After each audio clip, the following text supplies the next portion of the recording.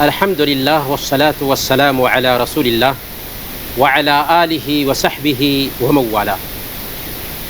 محترم بھائیوں، بزرگوں اور نوجوان ساتھیوں، سب سے پہلے میں اپنا دلی جذبہ آپ تک پہنچانا چاہوں گا کہ مجھے آپ سب سے اللہ کے لیے محبت ہے، اور اس محبت کے طفیل ہم اللہ رب العالمین سے دعا کرتے ہیں کہ الہ العالمین تو ہم سب کے مسائل حل فرما دے۔ کہیے آمین۔ الہ العالمین ہم سب کے آل و اولاد کی حفاظت فرما، اور ہم سب کو کل قیامت کے دن اپنے عرش کا سایہ نصیب فرما، جس دن تیرے سایہ کے علاوہ کوئی اور سایہ نہ ہوگا۔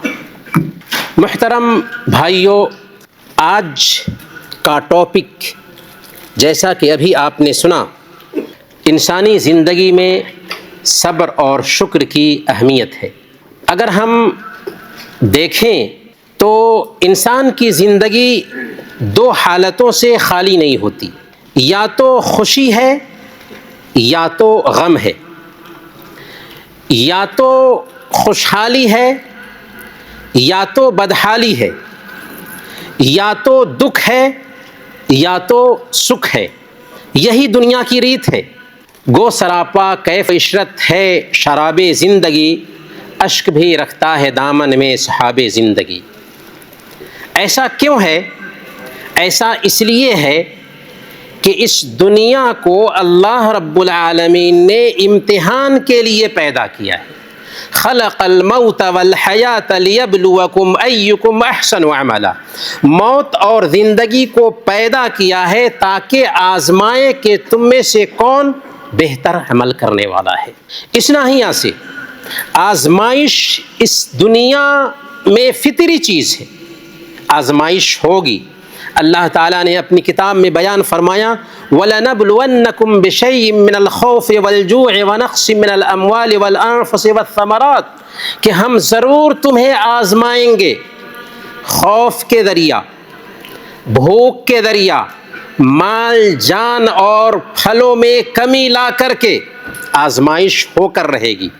لیکن آزمائش میں ہی مومن اور فاسق و فاجر کے بیچ فرق سمجھ میں آتا ہے۔ جو لوگ اللہ پر ایمان لانے والے ہوتے ہیں وہ خوشی میں اللہ رب العالمین کا شکر ادا کرتے ہیں، جب پریشانی آتی ہے، غم لاحق ہوتا ہے تو صبر کرتے ہیں۔ یہ ہے ایمان والوں کی شان۔ اس کے اپوزٹ جن کے اندر ایمان نہیں ہوتا یا جو گناہگار ہوتے ہیں، فاسق و فاجر ہوتے ہیں، وہ غم کی تاب نہ لا کر ہوش کھو بیٹھتے ہیں، مایوسی کا شکار ہو جاتے ہیں، اور کبھی کبھار سوسائڈ بھی کر لیتے ہیں۔ اگر ایسا نہ ہوا تو کم سے کم اول فول بکیں گے، شکوہ شکایت کریں گے، آخر ہمارے ساتھ ہی ایسا کیوں ہو رہا ہے، اللہ تعالیٰ میری کیوں نہیں سنتا، اس طرح کی کفریہ باتیں وہ بول رہے ہوتے ہیں۔ یہ سب ایمان کی کمزوری کی دلیل ہوتی ہے۔ اسی لیے اللہ تعالیٰ سورہ الحج آیت نمبر 11 میں فرماتا ہے وَمِنَ النَّاسِ مَن يَعْبُدُ اللَّهَ عَلَى حَرْفٍ فَإِنْ أَصَابَهُ خَيْرٌ اطْمَأَنَّ بِهِ وَإِنْ أَصَابَتْهُ فِتْنَةٌ انقلب عَلَى وَجْهِهِ خَسِرَ الدُّنْيَا وَالْآخِرَةَ ذَلِكَ هُوَ الْخُسْرَانُ الْمُبِينُ۔ لوگوں میں سے کچھ لوگ ایسے ہوتے ہیں جو بہت کنارے میں ہو کر کے اللہ کی عبادت کرتے ہیں، اگر خیر ملا تو خوش ہو جاتے ہیں، اگر برائی لاحق ہوئی، شر لاحق ہوا تو منہ پھیر لیتے ہیں۔ ایسے لوگوں کا انجام یہ ہے کہ وہ دنیا میں بھی نقصان اٹھاتے ہیں، آخرت میں بھی نقصان اٹھائیں گے، اور اصل گھاٹا یہی ہے کہ دنیا اور آخرت میں ایک انسان نقصان اٹھائے۔ لیکن مومن کی شان اس کے اپوزٹ، جب غم لاحق ہوتا ہے تو مومن صبر کرتا ہے، اور جب خوشی لاحق ہوتی ہے تو اللہ رب العالمین کا شکر ادا کرتا ہے۔ صحیح مسلم کی روایت ہے، اللہ کے نبی صلی اللہ علیہ وسلم نے بیان فرمایا عجبا لامر المؤمن ان امرہ کلہ لہ خیر ان اصابتہ سراء شکر فکان خیرا لہ وان اصابتہ ضراء صبر فکان خیرا لہ۔ مومن کا معاملہ کیا ہی بہتر ہوتا ہے اور یہ چیز صرف مومن کو ہی حاصل ہوتی ہے، مومن کے علاوہ کسی اور کو حاصل نہیں ہوتی۔ اگر اس کو خوشی ملتی ہے تو اس پر اللہ رب العالمین کا شکر ادا کرتا ہے، اور شکر ادا کرنا اس کے لیے بہتر ہوتا ہے۔ اور اگر غم لاحق ہوتا ہے تو اس میں وہ صبر کرتا ہے، اور صبر کرنا اس کے لیے بہتر ہوتا ہے۔ یہ ہے مومن کی شان۔ ایک امریکن کے پاس ایک مسلمان کام کرتا تھا۔ امریکن کاروبار کرنے والا تھا، تاجر تھا، لیکن اللہ رب العالمین کے دین سے غافل تھا، اس لیے ٹینشن میں جی رہا تھا۔ لیکن یہ مسلمان ہمیشہ جب بھی وہ دیکھتا اس کو تو اس کے چہرے پہ خوشی بکھر رہی ہوتی تھی۔ اس نے ایک دن اس سے پوچھا کہ تمہارے ساتھ بہت سارے مسائل ہوں گے، تیری سیلری بھی کم ہے، لیکن تیرے چہرے پر ہمیشہ خوشی رہتی ہے، آخر کیا وجہ ہے؟ اس نے کہا اس لیے کہ میں مسلمان ہوں۔ یہ جواب اس کو دنگ کر دینے والا تھا۔ اس نے پوچھا کہ آخر خوشی کا اسلام سے کیا تعلق؟ اس نے کہا اس لیے کہ ہمارے حبیب نے بیان فرمایا عجبا لامر المؤمن، مومن کا معاملہ کیا ہی بہتر ہوتا ہے، اور یہ چیز صرف مومن کو حاصل ہوتی ہے۔ اگر اسے خوشی ملی تو اللہ کا شکر ادا کرتا ہے، اور یہ اس کے لیے بہتر ہوتا ہے۔ اگر غم لاحق ہوا تو وہ صبر کرتا ہے، اور یہ اس کے لیے بہتر ہوتا ہے۔ یہ سننا تھا کہ وہ امریکن اسلام کا اسٹڈی کرنا شروع کر دیتا ہے، یہاں تک کہ یہی قصہ اس کے قبول اسلام کا سبب بن جاتا ہے۔ میرے بھائیو، مسلمان ایسا ہوتا ہے جو اپنی ذات میں ایک انجمن ہوتا ہے، جو جہاں بھی رہتا ہے اللہ رب العالمین کی فیصلے سے راضی رہتا ہے۔ جب مسلمان اپنی زندگی میں ان تعلیمات کو جگہ دیتے ہیں تو آج بھی اثر دکھاتی ہے۔ چنانچہ بولدی نام کا ایک انگریز موراکو میں ٹینشن سے پریشان رہتا تھا، تو مسلمانوں کے بیچ وقت گزارنے کے لیے گیا۔ ایک مرتبہ آندھی آئی، طوفان آیا، اور اس آندھی اور طوفان میں مسلمانوں کی بہت ساری بکریاں مر گئی۔ مسلمانوں نے کہا قدر اللہ وما شاء فعل، اللہ نے لکھا تھا اور جو چاہا اللہ نے کیا۔ اس کو تعجب ہوا کہ مسلمان کیسی قوم ہے کہ ان کے ساتھ پریشانی آتی ہے لیکن وہ کہتے ہیں کہ اللہ نے جو کچھ بھی لکھا تھا سو ہوا۔ ایک مرتبہ اور ایسا ہوا کہ مسلمان لوگ کہیں جا رہے تھے، ایکسیڈنٹ ہوا، بہت سارے لوگوں کو چوٹ آئی۔ اس میں بھی اس انگریز نے سنا کہ مسلمان کہہ رہے ہیں قدر اللہ وما شاء فعل، اللہ نے لکھا تھا اور اللہ نے جو چاہا سو کیا۔ یہ سننا تھا کہ انگریز وہاں کچھ دن بتاتا ہے اور امریکہ جانے کے بعد ایک کتاب لکھتا ہے جس کا نام رکھتا ہے جنت اللہ فی الارض، زمین پر اللہ کی جنت، جس میں وہ ظاہر کرتا ہے، بیان کرتا ہے کہ مسلمان قوم ایسی قوم ہے جو اللہ کی جنت میں دھرتی پر بھی جیتی ہے۔ کیا ہمیں یہ جنت حاصل ہے؟ ذرا پوچھیے اپنے آپ سے، کیا واقعی ہمیں یہ جنت حاصل ہے؟ ہر رنگ میں راضی بریدا ہو تو مزہ دیکھ، ہر رنگ میں راضی بریدا ہو تو مزہ دیکھ، دنیا ہی میں بیٹھے ہوئے جنت کی فضا دیکھ۔ یہ جنت کی فضا کب حاصل ہوتی ہے؟ جب ہم اللہ رب العالمین کے فیصلے سے خود کو راضی رکھتے ہیں۔ اسی لیے امام ابن القیم رحمۃ اللہ علیہ نے اپنی کتاب الوابل الصیب میں لکھا ہے کہ میں نے اپنے استاذ شیخ الاسلام ابن تیمیہ رحمۃ اللہ علیہ کو فرماتے ہوئے سنا ان فی الدنیا جنت من لم يدخلها لم يدخل جنت الآخرہ، دنیا میں بھی ایک جنت ہے، جو اس جنت میں دنیا میں جیتے جی داخل نہ ہو سکا وہ آخرت کی جنت میں داخل نہیں ہو سکے گا۔ یہ کون سی جنت ہے؟ یہ اللہ رب العالمین کے فیصلے کی جنت ہے۔ رب نے ہمارے بارے میں جو کچھ بھی فیصلہ کیا ہے اس سے ہم راضی ہیں۔ جب اس حقیقت کو ایک انسان نظر انداز کر کے جی رہا ہوتا ہے اور اس کی زندگی میں اچانک کوئی آفت ہوتی ہے، کسی طرح کی تباہی آتی ہے، کسی طرح کا مسئلہ پیدا ہوتا ہے، تو اول پھول بکنے لگتا ہے، وہ اوٹ پٹانگ باتیں کرنے لگتا ہے، اس کو سمجھ میں نہیں آتا کہ یہ کیا ہو رہا ہے، حالانکہ یہ زندگی کی حقیقت ہے۔ ابھی آپ نے سنا برادرم نے کہا کہ ایک مسلمان کی زندگی میں ایمان اور صبر دونوں لازم ملزوم ہیں. صبر نہیں تو ایمان نہیں. صبر ویسے ہی ہے جیسے جسم کے لیے سر ہے کہ اگر جسم سے سر کو کاٹ دیا جائے تو اس جسم کا کوئی اعتبار ہوگا نہیں. بالکل ویسے ہی اگر ایمان سے صبر نکال دیا جائے تو اس ایمان کا کوئی اعتبار نہیں. یاد رکھیں کہ ایک مسلمان جس صبر کو مانتا ہے، جس صبر کو اپنی زندگی میں اتارتا ہے، اس صبر کی 3 شکلیں ہوتی ہیں. کتنی؟ 3 شکلیں ہوتی ہیں. پہلے نمبر پر اطاعت میں صبر، دوسرے نمبر پر گناہوں پر صبر، تیسرے نمبر پر اللہ کی تقدیر پر صبر. اطاعت پر صبر کیا ہے؟ گناہوں پر صبر کیا ہے؟ اللہ کی تقدیر پر صبر کیا ہے؟ اطاعت پر صبر کا مطلب یہ ہوا کہ اللہ رب العالمین نے جن کاموں کا ہمیں حکم دیا ہے ان کاموں کو انجام دینا طبیعت پر بھاری پڑتا ہے، کیونکہ پیارے نبی صلی اللہ علیہ وسلم نے کہا حفت الجنت بالمکارہ وحفت النار بالشہوات، کہ جنت کو طبیعت پر سخت گزرنے والے کاموں سے ڈھانپ دیا گیا ہے اور جہنم کو شہوات کے ساتھ ڈھانپ دیا گیا ہے. تو جنت میں جانا چاہ رہے ہیں تو من کی چاہت کو مارنا ہوگا، رحمان کی چاہت کو سامنے میں رکھنی ہوگی، صبر کرنا ہوگا.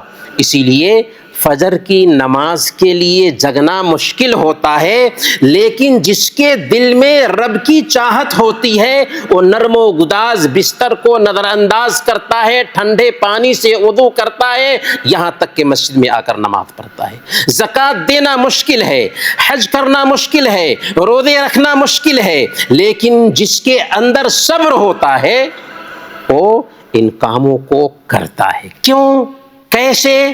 اس لیے کہ اس کا ایمان ہے کہ میں اپنے رب کا غلام ہوں اور غلام کا کام ہے اپنے مالک کی بات ماننا، اور ہمیں اس رب کے پاس حاضر ہونا ہے، اپنے ایک ایک عمل کا حساب و کتاب چکانا ہے. پھر اس کے بعد یا تو جنت ہے یا جہنم، جو ہمیشہ رہنے والی زندگی ہے. جب یہ احساس اس کے اندر آتا ہے تو رب کی اطاعت پر وہ صبر کرتا ہے اور اس صبر کو وہ اپنی زندگی میں پورے طور پر اتار لیتا ہے. دوسرے نمبر پر گناہوں پر بھی صبر کرنے کی ضرورت ہوتی ہے، کیونکہ من کی چاہت کیا ہوتی ہے کہ گناہ کریں، خاص طور پر اکیلے میں ہیں، موبائل ساتھ میں ہے تو کوئی دیکھ نہیں رہا ہے، جو چاہو دیکھ لو. لیکن نہیں، یہ صبر کے اپوزٹ چیز ہے. جس کو صبر ہوگا وہ ایسا نہیں کر سکتا، وہ سوچے گا کہ ہمیں گناہوں پر بھی صبر کرنا ہے، یہ ہمارے رب کا حکم ہے. کیسے ہم صبر کر سکتے ہیں؟ 4 چیزوں کو ذہن میں بیٹھانا ہوگا. پہلے نمبر پر یہ بات ذہن میں بیٹھانی ہوگی کہ ہم جس رب سے معاملہ کرتے ہیں وہ ہمیں دیکھ رہا ہے. دیکھ رہا ہے یا نہیں دیکھ رہا؟ وہ جان رہا ہے، جان رہا ہے یا نہیں جان رہا؟ وہ ہماری سن رہا ہے، ہماری ایک ایک حرکت سے آگاہ ہے. معمولی پانی کے قطرہ سے پیدا ہونے والے انسان سے ہمیں شرم آتی ہے کہ اگر اس نے دیکھ لیا تو ہم پانی پانی ہو جاتے ہیں، لیکن رب دیکھ رہا تھا، رب نگرانی کر رہا تھا، رب سن رہا تھا، رب ہماری ایک ایک حرکت سے آگاہ تھا. اکیلے میں ہیں، 70 دروازے بھی بند ہیں، لیکن وہاں بھی ہم رب سے چھپ سکتے ہیں؟ نہیں چھپ سکتے. جب یہ احساس ہوتا ہے تو گناہوں پہ صبر کرنا آسان ہو جاتا ہے. دوسرے نمبر پر یہ احساس بھی ہونا چاہیے ایک مسلمان کو کہ دونوں کندھے پر فرشتے ہیں جو ہماری ایک ایک حرکت کو نوٹ کر رہے ہیں. عن الیمین وعن الشمال قعید ما یلفظ من قول الا لدیہ رقیب عتید، کہ بندہ جو کچھ بھی بولتا ہے اس کے پاس حاضر باش فرشتے ہیں جو اس کی حرکت کو نوٹ کر لیتے ہیں. کل قیامت کے دن ساری مخلوق کے سامنے ہماری حرکت پلے کر دی جائے گی. آج ہم اکیلے میں رب کی غیرت کو چیلنج دیتے ہیں، لیکن رب کے فرشتے ہیں جنہوں نے اس حرکت کو نوٹ کر لیا ہے، اور کل قیامت کے دن ساری مخلوق کے ساتھ رسوائی ہونے والی ہے۔ اگر یہ احساس ہوگا تو ہم رب کی غیرت کو چیلنج دیں گے۔ تیسرے نمبر پر یہ احساس بھی ہونا چاہیے میرے بھائیوں، بزرگوں، کہ اگر ہم نے اس آنکھ کا استعمال رب کی مرضی کے خلاف کیا، اس زبان کا استعمال رب کی مرضی کے خلاف کیا، اس ہاتھ کا استعمال رب کی مرضی کے خلاف کیا، اس کان کا استعمال رب کی مرضی کے خلاف کیا، تو یہ سارے اعضاء و جوارح ان سب کو زبان دے دیا جائے گا، اور یہ اعضاء و جوارح کل قیامت کے دن ہمارے خلاف گواہی دیں گے۔ یہ بات میں نہیں کہہ رہا ہوں، رب نے کہا الیوم نختم علی افواہہم وتکلمنا ایدیہم وتشہد ارجلہم بما کانوا یکسبون۔ آج ہم ان کی زبان پہ مہر ڈال دیں گے، ان کے ہاتھ بات کریں گے، ان کے پیر بات کریں گے ان چیزوں کے بارے میں جو کچھ بھی وہ دنیا میں کیا کرتے تھے۔ کہاں بچ کے جائیں گے؟ کہاں بچ کے جائیں گے؟ چوتھے نمبر پر یہ دھرتی جہاں پر بیٹھ کر کے ہم رب کی غیرت کو چیلنج کرتے ہیں، یہ دھرتی بھی ہمارے خلاف گواہی دے گی۔ یومئذ تحدث اخبارها بان ربک اوحی لها، یہ زمین بات کرے گی اس چیز کے بارے میں جو کچھ بھی انسان نے اس دھرتی پر کیا ہوگا۔ کہاں بچ کر جائیں گے؟ رب کی نگرانی ہے، فرشتے ہر بات نوٹ کر رہے ہیں، اعضاء و جوارح ہمارے خلاف گواہی دیں گے، یہاں تک کہ یہ دھرتی بھی ہمارے خلاف گواہی دے گی۔ تو کیا ہم گناہوں پر صبر نہیں کر سکتے؟ کریں گے انشاءاللہ۔ صبر کی تیسری قسم ہے اللہ کی تقدیر پر صبر کرنا، اور یہ بھی بہت زیادہ اہمیت رکھنے والی چیز ہے۔ انسان کی زندگی میں فاقے آتے ہیں، انسان کی زندگی میں بیماری آتی ہے، حادثے آتے ہیں، جان و مال کی تباہی ہوتی ہے، پیاروں کی وفات بھی ہوتی ہے، لیکن ان سارے حالات میں ایک مومن کی شان یہ ہوتی ہے کہ رب کا فیصلہ تھا اس لیے چوں چرا نہیں۔ آج کے دن ایسا ہونا لکھا تھا اور یہ میرے رب کا فیصلہ ہے، رب کا فیصلہ اپنے بندے کے حوالے سے غلط نہیں ہو سکتا۔ اور جب ایک بندہ یہ احساس خود میں پیدا کر لیتا ہے تو اس کا انعام بھی اس کو ملتا ہے۔ انما یوفی الصابرون اجرہم بغیر حساب، صبر کرنے والوں کو ان کا بدلہ بغیر کسی حساب و کتاب کے ملنے والا ہے۔ کوئی حساب و کتاب نہیں، بغیر حساب و کتاب کے صبر کرنے والوں کو ان کا بدلہ ملتا ہے۔ اور ہر ایک کی آزمائش نہیں ہوتی، آزمائش ان کی زیادہ ہوتی ہے جن کو اللہ تعالیٰ پسند کرتا ہے۔ صحیح بخاری کی روایت ہے، اللہ کے نبی صلی اللہ علیہ وسلم بیان فرماتے ہیں من یرد اللہ بہ خیرا یصب منہ، کہ اللہ تعالیٰ کسی انسان کے ساتھ جب بھلائی کا معاملہ کرنا چاہتا ہے تو اس کو کسی نہ کسی تکلیف سے دوچار کر دے۔ بھلائی کا معاملہ کیا اس لیے ہم تکلیف سے دوچار ہوئے۔ تکلیف میں مبتلا ہونا یہ اگر ایمان ہے تب، اگر رب کی مرضی کے مطابق چل رہے ہیں، آزمائش آئی ہے، تکلیف آئی ہے، اللہ تعالی ہمارے ساتھ خیر کا معاملہ کرنا چاہ رہا ہے۔ عزیزوں کی وفات ہے، جسمانی بیماری ہے، روزی سے محروم ہے، اگر ہم رب کی مان رہے ہیں، رحمان کی چاہت پوری کر رہے ہیں، سمجھ لیجئے کہ رب ہمارے ساتھ اچھا معاملہ کرنا چاہتا ہے۔ اگرچہ ہمیں سامنے میں جو کچھ بھی پیش آ رہا ہے وہ نتیجہ کچھ اور دکھائی دے رہا ہے، لیکن حقیقت میں اس میں بھلائی ہے، کیونکہ انسان ظاہر کو دیکھ رہا ہوتا ہے، باطن کا اسے علم نہیں ہوتا۔ سنن ترمذی کی روایت ہے، اللہ کے نبی صلی اللہ علیہ وسلم بیان فرماتے ہیں ان عظم الجزاء مع عظم البلاء، جتنی بڑی مصیبت ہوگی اتنا ہی زیادہ بڑا انعام ملتا ہے۔ جتنی بڑی مصیبت آتی ہے اتنا ہی بڑا انعام اللہ رب العالمین عطا فرماتا ہے۔ اسی لیے جب کل قیامت کے دن دنیا میں تکلیف جھیلنے والوں کو اللہ رب العالمین انعام سے نوازے گا تو تو جو لوگ دنیا میں عافیت سے رہے تھے، ان کو تکلیف جھیلنا نہیں پڑی تھی، وہ کیا تمنا کریں گے؟ پیارے نبی صلی اللہ علیہ وسلم کی زبانی سنیے۔ سنن ترمذی کی یہ روایت ہے، یود اہل العافیۃ یوم القیامۃ حین یعطی اہل البلاء الثواب لو ان جلودہم کانت قرضت فی الدنیا بالمقارض، کہ جب کل قیامت کے دن دنیا میں تکلیف اٹھانے والوں کو اللہ تعالی انعام سے نوازے گا تو عافیت کی زندگی گزارنے والے تمنا کریں گے کہ کاش کے دنیا میں ان کی کھالیں قینچی سے کاٹ دی گئی ہوتیں، کاش کہ ان کی کھالیں دنیا میں قینچی سے کاٹ دی گئی ہوتیں۔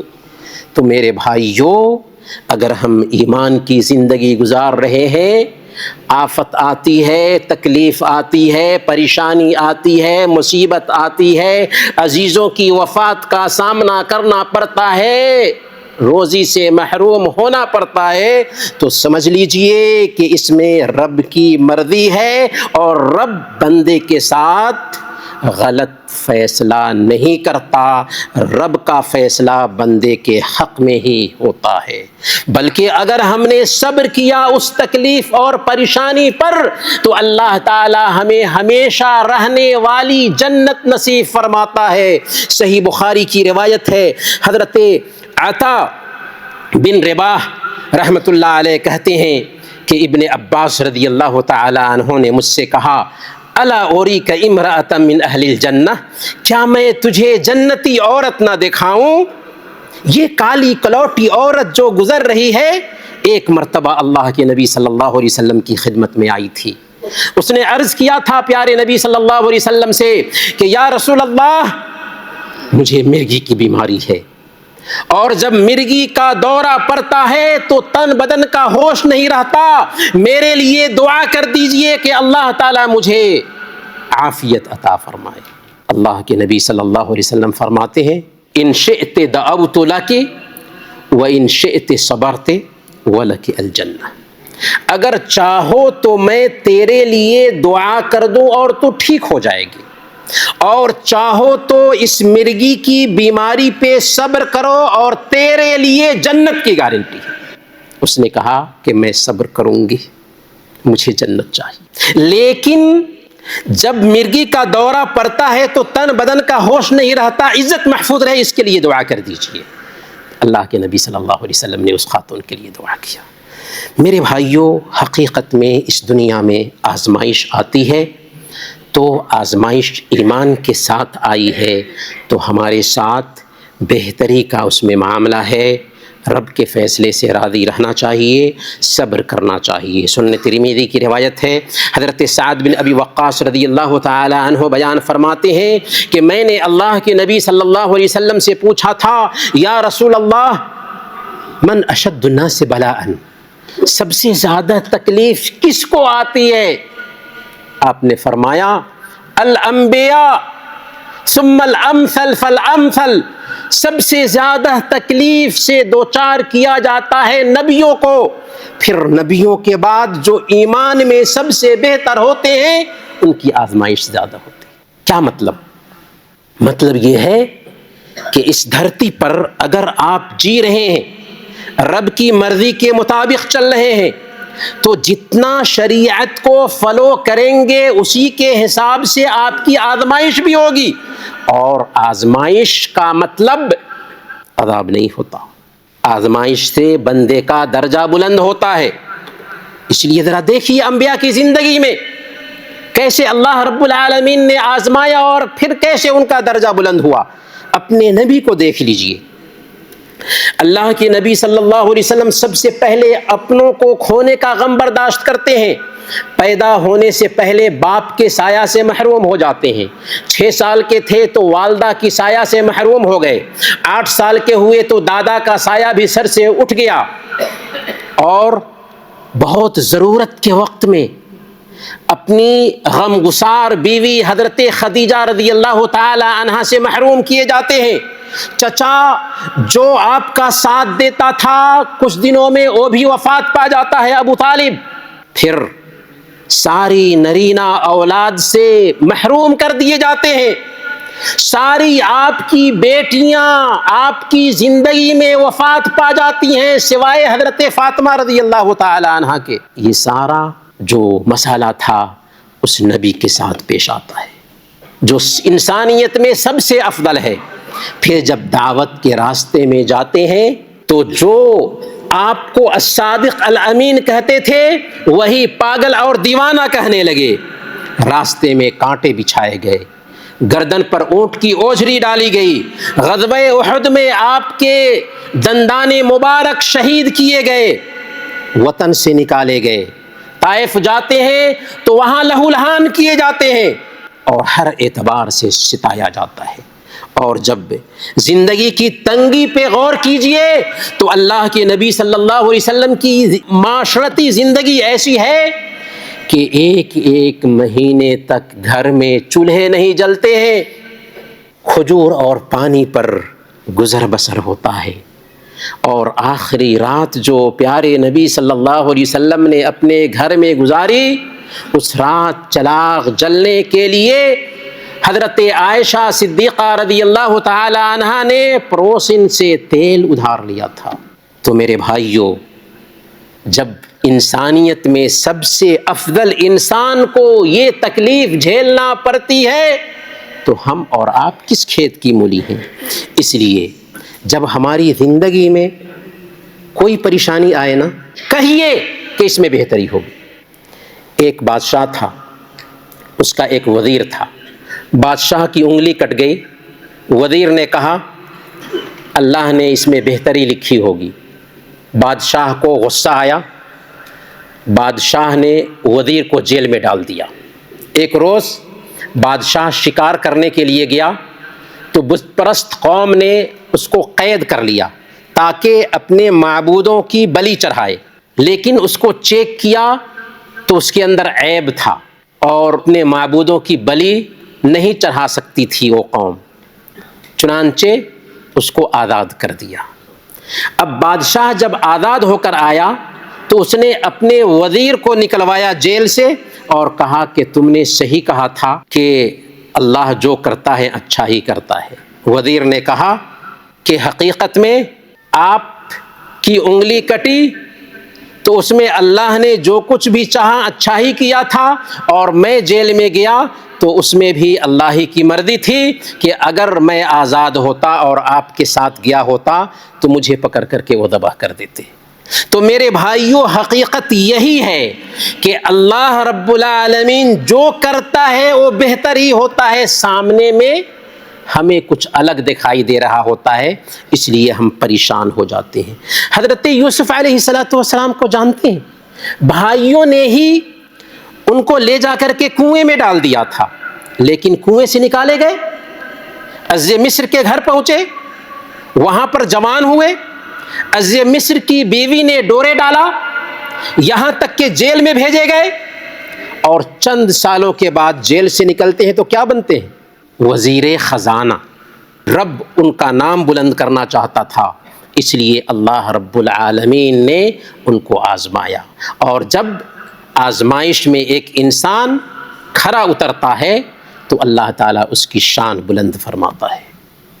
حضرت ایوب علیہ السلام کو دیکھیے، اولاد کی نعمت میسر ہے، مال و دولت کی نعمت میسر ہے، صحت کی نعمت میسر ہے، دوست و احباب ہیں، لیکن اللہ تعالیٰ جسم میں بیماری پیدا کر دیتا ہے، اور ایسی بیماری آئی کہ سارا جسم چھلنی ہو چکا ہے، ساری اولاد مر جاتی ہے، دوست و احباب کٹ جاتے ہیں، سارا مال و دولت اللہ رب العالمین اس سے محروم کر دیتا ہے۔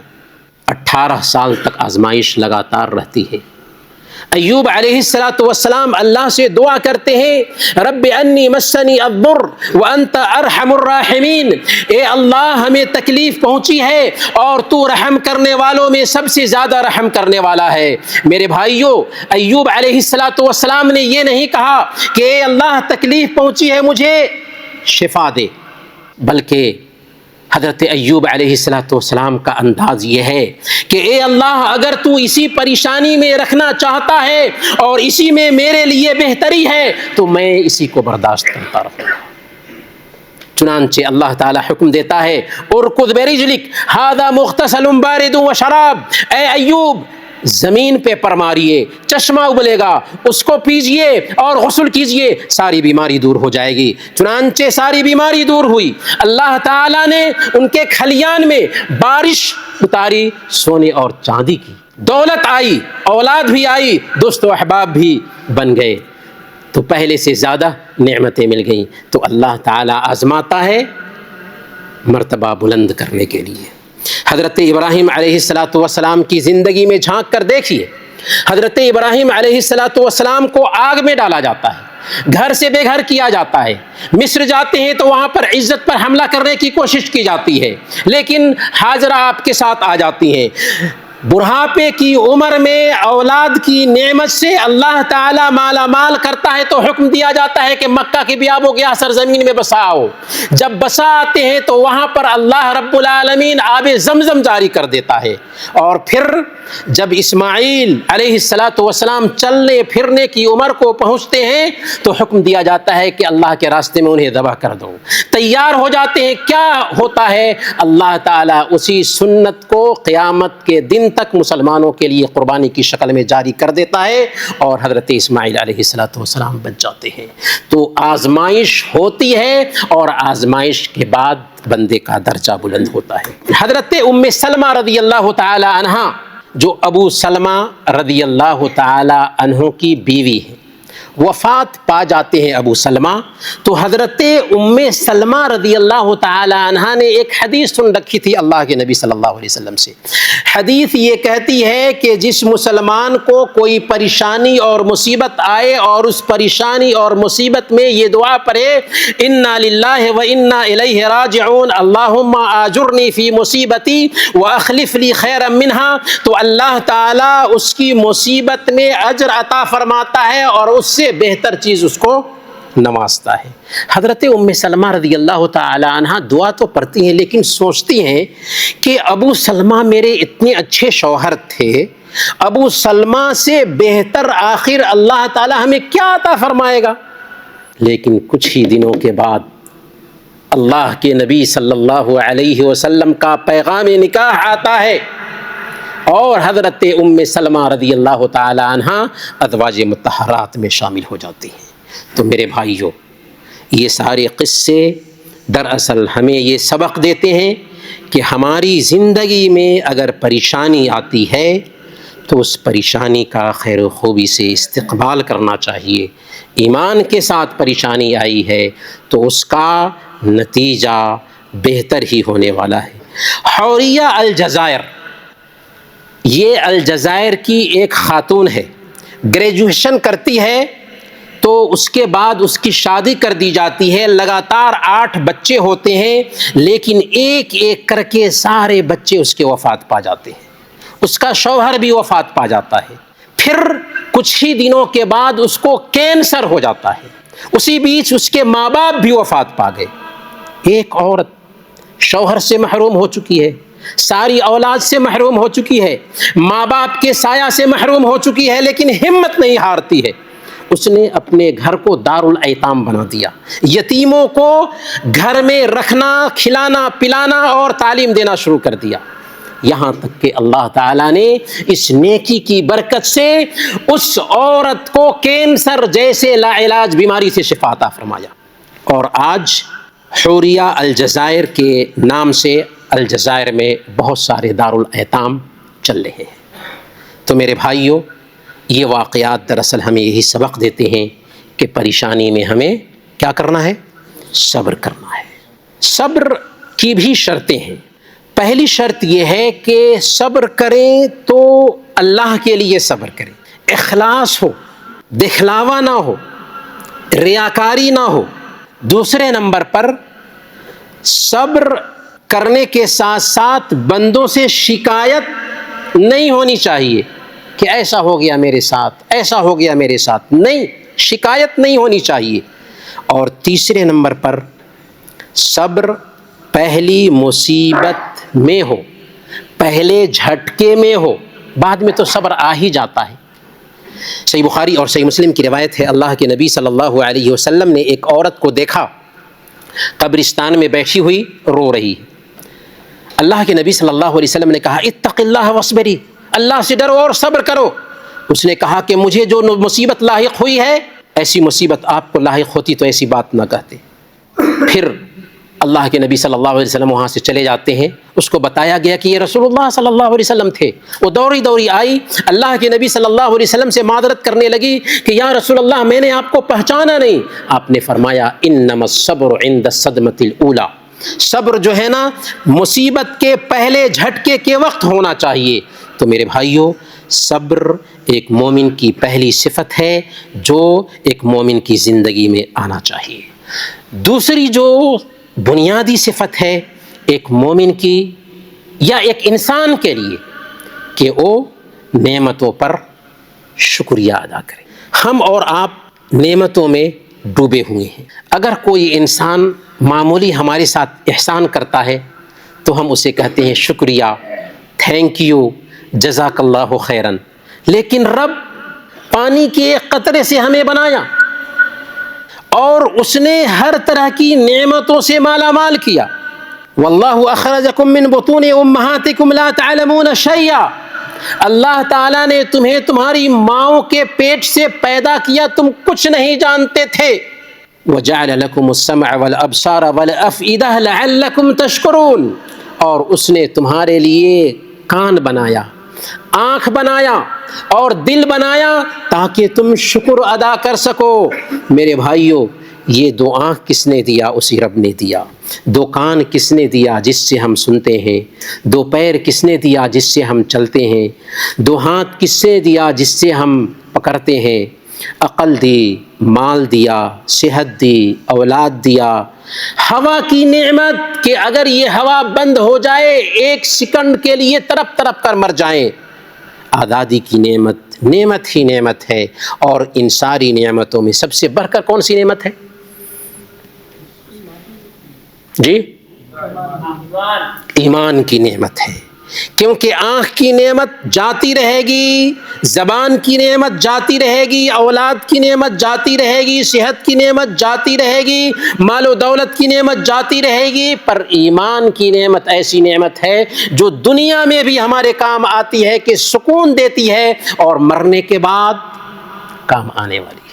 اس لیے سب سے عظیم نعمت ایمان کی نعمت ہے۔ اس نعمت کو پانے کے بعد ہمیں کیا چاہیے؟ کہ رب کے شکر گزار بندے بنے۔ ہمیشہ الحمدللہ ہماری زبان پر ہو، ہمیشہ الحمدللہ ہماری زبان پر ہو۔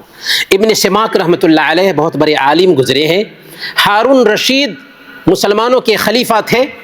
ایک مرتبہ ابن سماک ہارون رشید کے پاس آئے، ہارون رشید کو نصیحت کی، آپ دیدہ ہو گئے، ان کی آنکھوں سے آنسو بہنے لگے۔ ہارون رشید کو پیاس لگی تھی تو پانی پینے کے لیے ایک گلاس پانی منگوایا تھا۔ ابن سماک نے کہا کہ امیر المومنین ٹھہر جائیے، ایک سوال ہے، اگر یہ پانی آپ کو نہ ملے اور پیاس بجھانے کے لیے آدھی حکومت خرچ کرنا پڑے تو کیا آپ خرچ کرنے کے لیے تیار ہو جائیں گے؟ امیر المومنین نے کہا کہ ہاں تیار ہو جاؤں گا، کیونکہ پیاس تو بجھانی ضروری ہے۔ اس نے کہا کہ پانی پی لیجئے۔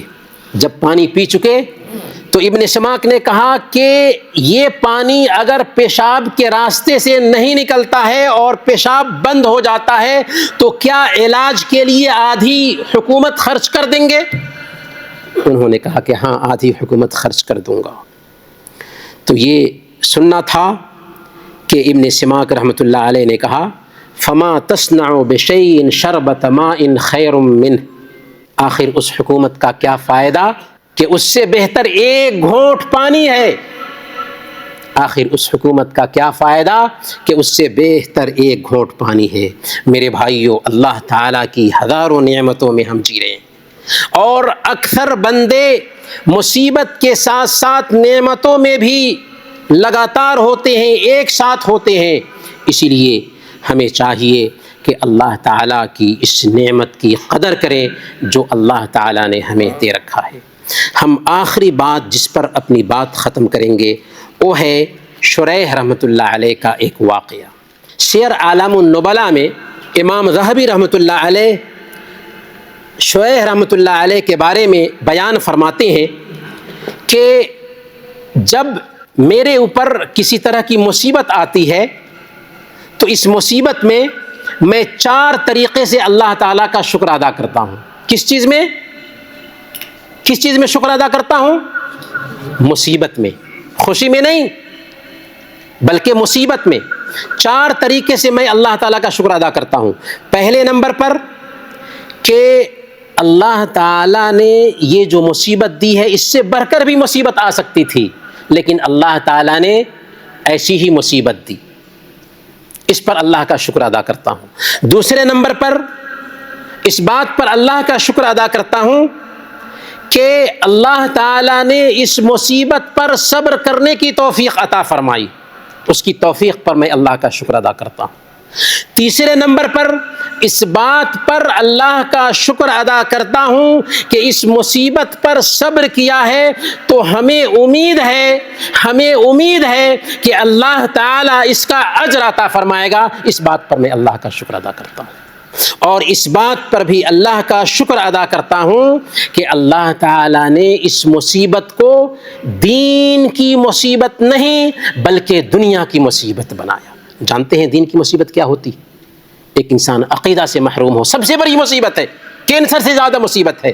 ایک انسان نماز سے محروم ہو، کینسر سے زیادہ مصیبت ہے۔ تو میرے بھائیوں، ایک مومن کی شان یہ ہے کہ بیماری ہے، مصیبت ہے تو اس میں وہ کیا کرے؟ صبر کرے۔ خوشی ہے، نعمت ہے تو اس میں اللہ رب العالمین کا شکر ادا کرے۔ اللہ تعالیٰ سے دعا کرتے ہیں کہ اللہ تعالیٰ ہم سب کو صبر اور شکر کے ساتھ زندگی گزارنے کی توفیق عطا فرمائے، آمین۔ وصلی اللہ علی نبینا محمد وعلی آلہ وصحبہ اجمعین۔